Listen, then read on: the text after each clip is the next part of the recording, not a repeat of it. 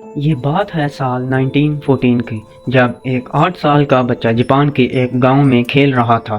तब इसने 4 पहियों पर चलती एक मशीन देखी। ये फोर्ड का मॉडल टी था, जिसको देखकर यह बच्चा बहुत ज़्यादा हैरान हुआ। यही वो दिन था जब इस 8 साल के बच्चे को गाड़ियों और मैकेनिकल पार्ट से पहली बार लगाव हुआ। उसका नाम था सचेरियो हुंडा, और किसको मालूम था कि आने वाले वक्त में इसका नाम हमें हर छोटी बड़ी गाड़ी में देखने को मिलेगा। एक्टो 99 की वीडियो में एक बार फिर से खुशामदीद। नाज़रीन, 1906 में जापान के माउंट फूजी के करीब एक गांव में सचेरियो हुंडा की पैदाइश हुई थी। इनके वाले लाहौर होने के साथ साथ पार्ट टाइम में साइकिल रिपेयरिंग का काम भी करते थे।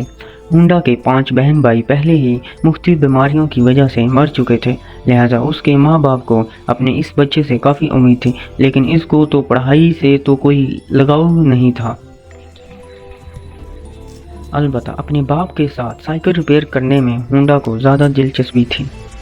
जब वो 16 साल का हुआ तो उसने न्यूज़पेपर में जॉब का एक ऐड देखा। आशुकाई नामी टोक्यो के इस ऑटोमोबाइल सर्विस स्टेशन में टेक्नीशियन चाहिए थे। हुंडा ने कंपनी को जॉब के लिए लेटर लिखा और खुशकिस्मती थी कि वहाँ से पॉजिटिव रिप्लाई भी आ गया। ये वो टाइम था जब हुंडा अपना घर और स्कूल छोड़कर कमाने की आस लगाए टोक्यो रवाना हो गया। हुंडा का ख्वाब तो तब टूटा जब वो टोक्यो में आत्सुकाई पहुंच गया। कंपनी मालिक ने हुंडा से सफाई के काम करवाना शुरू कर दिए और यहाँ तक कि इसको बेबी सिटिंग पर लगा दिया। हुंडा बेचारा करता तो क्या करता। एक तरफ वो अपना घर और माँ बाप को छोड़कर निकला था और दूसरी तरफ इससे फालतू काम लिए जा रहे थे। उसको वापस अपने गांव जाने में शर्म आ रही थी, क्योंकि वो अपने माँ बाप को फेस करने की हिम्मत नहीं कर पा रहा था। यही वजह थी कि वो अगले कई महीनों तक वो वही आर्ट जॉब करने पर मजबूर रहा। कुछ महीनों बाद आर्ट सुकाई के मालिक ने हुंडा से वर्कशॉप के काम भी लेना शुरू कर दिए। हुंडा को इस काम में शुरू से बहुत इंटरेस्ट था, इसलिए वो चीज़ों को आसानी से समझ जाता था। चंद महीनों में हर तरह की गाड़ी और इनके पार्ट्स के बारे में काफ़ी कुछ जान चुका था। इस दौरान आर्शुकाई ने 2 स्पोर्ट्स कार भी बनाई, जिसमें पहली गाड़ी आर्ट डाइमलर और दूसरी कॉर्टियस। ये दोनों गाड़ियाँ यूज्ड इंजन को इस्तेमाल करके बनाई गई थी, जिन्होंने जापानीज मोटर कार चैंपियनशिप 1924 में पहली पोजीशन भी हासिल की। हुंडा अभी तक एक अच्छा मैकेनिक था, लेकिन इस रेस में वो ड्राइवर के साथ इंजीनियर के तौर पर बैठा था। यही वो इवेंट था जिसके बाद हुंडा ने मोटर स्पोर्ट्स को अपना रिलीजियन बना लिया। अगले कई सालों तक वो आर्ट शुकाई में ही जॉब करता रहा और अपने एक्सपीरियंस को बढ़ाता रहा। 1928 में 22 साल की एज में उसके मालिक ने अपनी एक और ब्रांच खोलने का फैसला किया। ये ब्रांच हमामाटूस शहर में होना थी, जिसको चलाने के लिए मालिक ने हुंडा को जिम्मेदारी देकर वहां भेज दिया। हुंडा ने आर्ट सुकाई की इस ब्रांच को 1 वर्कर से शुरू किया था और सिर्फ 2 ही सालों में 30 वर्कर्स तक पहुंचा दिया। वो अब ब्रिलियंट मैकेनिक और रेसिंग ड्राइवर भी बन चुका था। उसने अपनी महारत का फ़ायदा उठाते हुए अपने मालिक के लिए स्पोर्ट्स कार तैयार की। ये गाड़ी 120 किलोमीटर की स्पीड से चल सकती थी, जिसने पुराने सारे रिकॉर्ड तोड़ दिए थे। ये रिकॉर्ड अगले 20 सालों तक जापान का हाईएस्ट रिकॉर्ड बना रहा। आर्ट सुकाई के मालिक के दिल में हुंडा की अहमियत और बढ़ चुकी थी। वो अपना खुद का वर्कशॉप खोलना चाहता था, लेकिन शायद किस्मत को यह मंजूर नहीं था। 1936 में हुंडा का एक हौलनाक हादसा हो गया। इस एक्सीडेंट में उसकी जान तो बच गई, लेकिन उसका लेफ्ट बाजू फ्रैक्चर हो गया, शोल्डर डिसलोकेट हो गया और चेहरे पर कई जख्म आ चुके थे। उसको अपनी ज़िंदगी यहीं ख़त्म होती दिखाई दे रही थी। ना वो मैकेनिक का काम कर सकता था और ना वो रेसिंग में हिस्सा ले सकता था। कई महीनों बाद जब वो ठीक हुआ तो उसने आर्ट सुकाई के मालिक से रिक्वेस्ट की कि अब वो ये रिपेयरिंग का काम नहीं कर सकता, बल्कि उसने आइडिया पेश किया क्यों ना वो अब स्पेयर पार्ट्स बनाने के लिए एक अलग कंपनी शुरू करें। आर्ट सुकाई के स्टेक होल्डर ने हुंडा का ये आइडिया फ़ौरन रिजेक्ट कर दिया। उनको ऑलरेडी प्रॉफिट्स मिल रहे थे और कोई भी नहीं चाह रहा था कि नया रिस्क लिया जाए।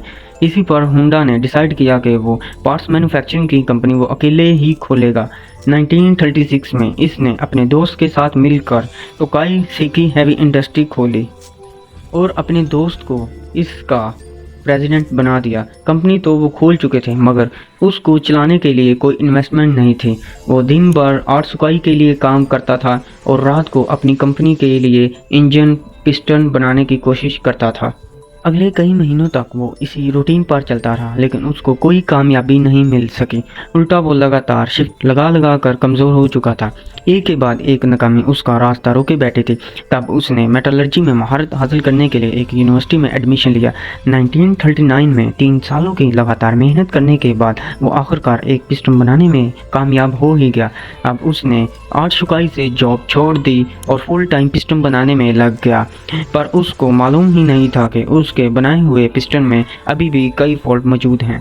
उसने टोयोटा कंपनी को अपने पिस्टन ऑफर किए तो टोयोटा ने 50 में से 47 पिस्टन रिजेक्ट कर दिए। ये खबर होंडा पर बिजली बन कर गिरी, क्योंकि उसके पास अब वापसी का भी कोई रास्ता नहीं था।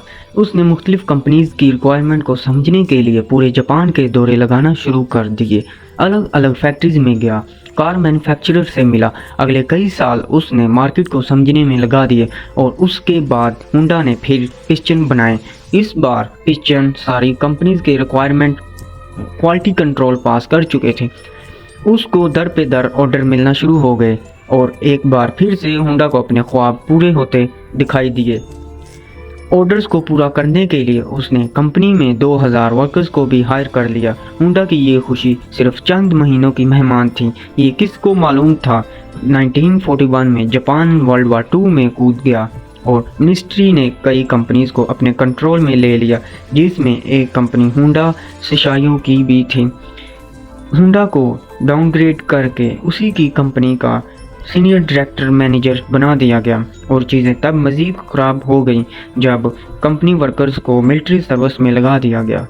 अगले 3 साल इंतहाई मुश्किल हालत में गुजरे, लेकिन 1944 में एक वाक़या हुआ जिसने होंडा की उम्मीदों पर पूरी तरह से पानी फेर दिया। एयर रेड के दौरान एक मिसाइल डायरेक्ट होंडा की फैक्ट्री पर आ लगा। पूरे मुल्क के हालात बद से बदतर होते जा रहे थे। जापान जंग हारता हुआ दिखाई दे रहा था। फिर 1945 में जापान पर 2 न्यूक्लियर अटैक हुए जिसने जापान की सिरे से कमर ही तोड़ डाली। इस वाक़े के बाद जापान ने अमेरिकन के सामने सरेंडर कर दिया।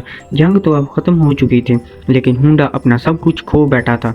उसने अपने बचे हुए एसेट्स टोयोटा को 4,50,000 येन में बेच दिए और एक बार फिर से जॉबलेस होकर बैठ गया। ये हालत सिर्फ होंडा के साथ ही नहीं थी, बल्कि पूरा जापान क्राइसिस से गुजर रहा था। इकोनॉमी मेल्ट हो रही थी। खाना पानी की शदीद किल्लत और महंगाई ने सबकी कमर तोड़ रखी थी। पब्लिक ट्रांसपोर्ट का मिलना इंतहाई मुश्किल था, क्योंकि जापान में पेट्रोल भी नायाब हो चुका था। उस दौरान होंडा को जापानीज एम्पीरियर आर्मी का एक छोटा इंजन मिला जिससे वो वायरलेस रेडियो चलाया करते थे। अपनी आदत से मजबूर उसे एक आइडिया आया। उसने सोचा क्यों ना इस इंजन को साइकिल में लगाकर अपनी ट्रांसपोर्ट का मसला हल किया जाए। उससे ट्रांसपोर्ट आसान भी हो जाएगी और सस्ती भी पड़ेगी, क्योंकि इस दौर में लोग पहले ही महंगाई से बहुत परेशान थे। कि जब उन्होंने यही इंजन एक साइकिल में लगा देखा तो सबको ये आइडिया बहुत अच्छा लगा। चंद यूज्ड इंजन तो होंडा को मिल गए, लेकिन लोगों की डिमांड इतनी ज़्यादा थी कि अब होंडा ने खुद का नया इंजन डिज़ाइन कर लिया। ये हिस्ट्री में पहली बार था कि किसी मशीन पर होंडा का लोगो देखा गया। होंडा के पास इतने पैसे नहीं थे कि वो मास लेवल पर ये साइकिल बना सके, लिहाजा उसने 18,000 दुकानदारों के नाम एक ओपन लेटर लिखा। लोगों को होंडा पर इतना भरोसा था कि 3,000 दुकानदारों ने उसको पॉजिटिव रिस्पॉन्स दिया और पैसे भी एडवांस में दे दिए। अगले 3 सालों में होंडा ने एक ऐसी मोटरसाइकिल बनाई जो मार्केट की रिक्वायरमेंट के एन मुताबिक थी। ये सुपर कॉब के नाम से लॉन्च की गई। बस जिसने आते ही मार्केट में धूम मचा दी। ये मॉडल इतना कामयाब हुआ कि 1958 में इसने अमेरिका की अपनी ट्रम्प और हार्ली डेविडसन की सेल को भी पीछे छोड़ दिया। क्योंकि होंडा को रेसिंग का बहुत शौक तो था ही, इसलिए इसने अब स्पोर्ट्स बाइक बनाने का फ़ैसला किया। वो मुख्तलिफ बाइक रेसेस में जाता और जीतने वाली बाइक के ख़ास फीचर्स नोट डाउन करता जाता। इस दौर में ऐसे स्पोर्ट्स कंपटीशन रेस से बढ़कर मैन्युफैक्चरिंग कंपनीज के लिए मार्केटिंग का टूल हुआ करते थे।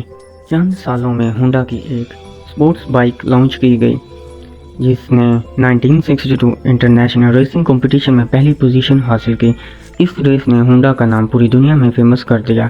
1960s में होंडा दुनिया की सबसे बड़ी मोटरसाइकिल मैन्युफैक्चरिंग कंपनी बन चुकी थी और 1968 तक ये 1 करोड़ यूनिट सेल कर चुके थे। अपनी ज़िंदगी के 62 ईयर गुजारने के बाद आखिरकार सुचेरियो होंडा को कामयाबी तो मिल ही चुकी थी, लेकिन जो ख्वाब वो बचपन से ही लिए बैठा था वो अभी तक पूरा नहीं हो पाया था। होंडा अब कार मैन्युफैक्चर की तरफ भी जाना चाहता था। कई लोगों ने उनको ऐसा करने से मना भी किया, लेकिन उन्होंने किसी की एक ना सुनी। उस वक्त जापान में ऑलरेडी टोयोटा और निसान जैसी कंपनी अपना बिजनेस जमाए बैठे थे। वहाँ मार्केट में अपनी नई जगह बनाना काफ़ी मुश्किल था। होंडा ने अपनी पहली पिकअप ट्रक T360 लॉन्च की, जो कि फेल हो गई। उसके बाद स्पोर्ट्स कार S500 लॉन्च की, जिसके सिर्फ 1300 यूनिट ही सेल हो पाए। कई सालों की मेहनत और कई दर्जन डिज़ाइन रिजेक्ट होने के बाद फाइनली 1972 में होंडा स्विफ्ट लॉन्च की। ये वो गाड़ी है जिसके नए मॉडल आज तक पूरी दुनिया में फेमस हैं। 1980s में होंडा मोटर जापान की तीसरी बड़ी मैन्युफैक्चरिंग कंपनी थी और सिर्फ 10 सालों में ही ये दुनिया की तीसरी बड़ी कंपनी हो गई। आज होंडा का नाम हमें कार्स, मोटर्स, बोट्स और प्लेन्स इंजन और दर्जनों पावर टूल्स पे देखने को मिलता है। सुचेरियो होंडा ने होंडा स्विफ्ट के लॉन्च के अगले ही साल 1973 में कंपनी से रिटायरमेंट ले ली थी और 5 अगस्त 1991 को उनकी ज़िंदगी का ये सफ़र हमेशा के लिए ख़त्म हो गया।